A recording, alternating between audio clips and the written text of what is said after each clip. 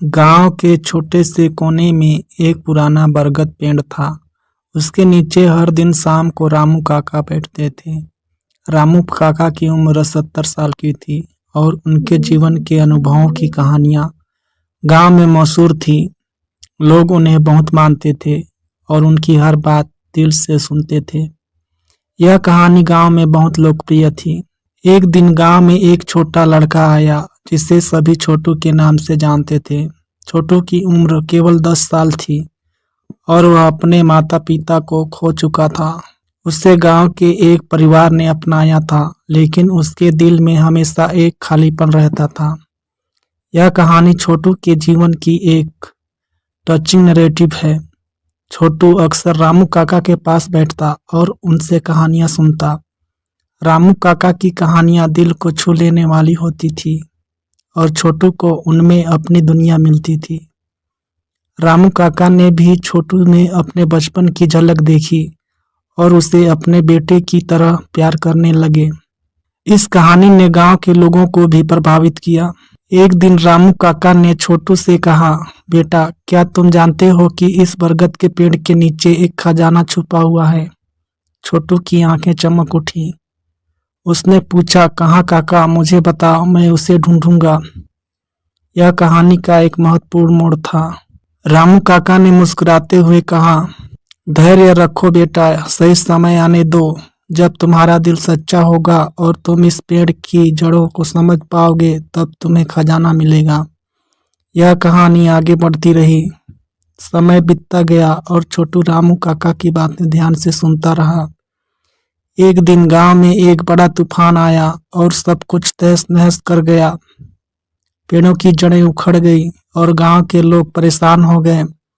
उस तूफान में रामू काका का भी निधन हो गया। छोटू का दिल टूट गया, लेकिन उसने काका की बातें याद रखी। यह कहानी और भी मार्मिक हो गई। तूफान के बाद गांव वालों ने पेड़ की जड़ों को साफ करना शुरू किया। अचानक छोटू को कुछ चमकता हुआ दिखाई दिया। उसने देखा कि बरगद के पेड़ की जड़ों के नीचे एक पुराना बक्सा छुपा हुआ था।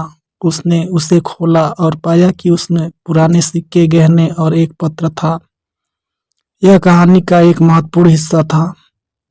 पत्र में लिखा था, प्रिय छोटू, यह खजाना तुम्हारे लिए है। इसे संभाल कर रखना और इससे सही तरीके से उपयोग करना। याद रखना, असली खजाना दिल की सच्चाई और प्रेम में है। रामू काका। यह कहानी का एक उत्कृष्ट उदाहरण था। छोटू की आंखों में आंसू आ गए। उसने खजाना गांव के लोगों में बांट दिया और रामू काका की याद में एक छोटा सा स्कूल बनवाया।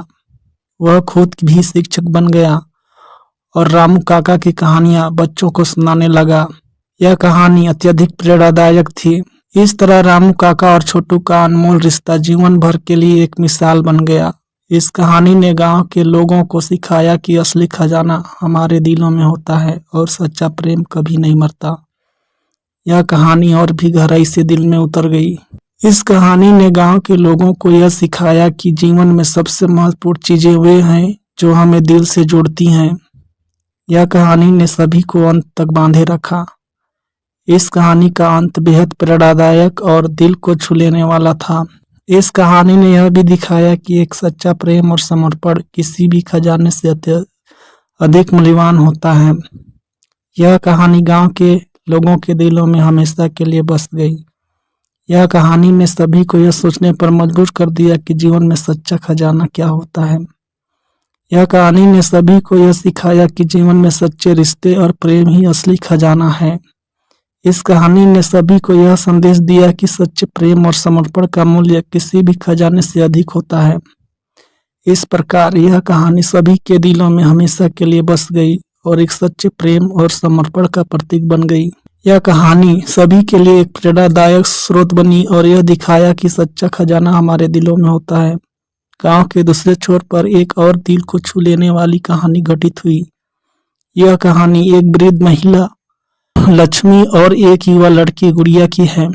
लक्ष्मी अम्मा गांव की सबसे बुजुर्ग महिला थी और उनका दिल बहुत बड़ा था। वह हमेशा दूसरों की मदद करने के लिए तैयार रहती थी। गुड़िया एक 16 साल की लड़की थी जिसकी मां का निधन कुछ साल पहले हो गया था। उसके पिता शराबी थे और उसकी देखभाल नहीं करते थे। गुड़िया का जीवन बहुत कठिन था, लेकिन लक्ष्मी अम्मा ने उसे अपने पास बुला लिया और उसकी देखभाल करने लगी। यह कहानी लक्ष्मी अम्मा को और गुड़िया के बीच के प्रेम और देखभाल की कहानी है। लक्ष्मी अम्मा ने गुड़िया को पढ़ाई में मदद की और उसे जीवन के महत्वपूर्ण सबक सिखाए। गुड़िया ने भी लक्ष्मी अम्मा को अपनी माँ की तरह मान लिया और उनकी हर बात मानने लगी। यह कहानी गांव के लोगों के बीच बहुत प्रसिद्ध थी। एक दिन गुड़िया ने लक्ष्मी अम्मा से पूछा, अम्मा क्या जीवन में सच्चा खजाना होता है? लक्ष्मी अम्मा ने मुस्कुराते हुए कहा, हाँ बेटा, सच्चा खजाना हमारे दिलों में होता है। यह प्रेम और सम्मान और विश्वास का खजाना होता है। यह कहानी का एक महत्वपूर्ण मोड़ था।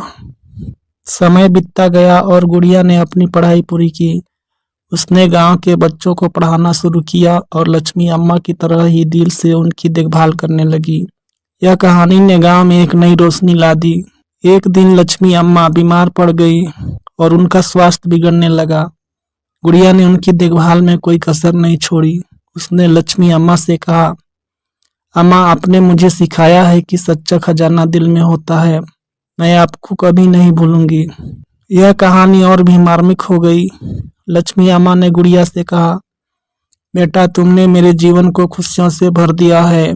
तुम ही मेरा सच्चा खजाना हो। यह कहानी का सबसे भावुक हिस्सा था।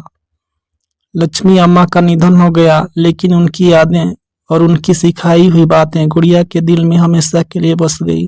गुड़िया ने लक्ष्मी अम्मा की याद में एक छोटा सा आश्रम बनवाया, जहां वह अनाथ बच्चों की देखभाल करती थी। यह कहानी अत्यधिक प्रेरणादायक थी। इस कहानी ने गांव के लोगों को सिखाया कि सच्चा खजाना हमारे दिलों में होता है और सच्चा प्रेम कभी नहीं मरता। यह कहानी गांव के लोगों के दिलों में हमेशा के लिए बस गई। इस प्रकार यह कहानी सभी के दिलों में हमेशा के लिए बस गई और एक सच्चे प्रेम और समर्पण का प्रतीक बन गई। यह कहानी सभी के लिए एक प्रेरणा स्रोत बनी और दिखाया कि सच्चा खजाना हमारे दिलों में होता है।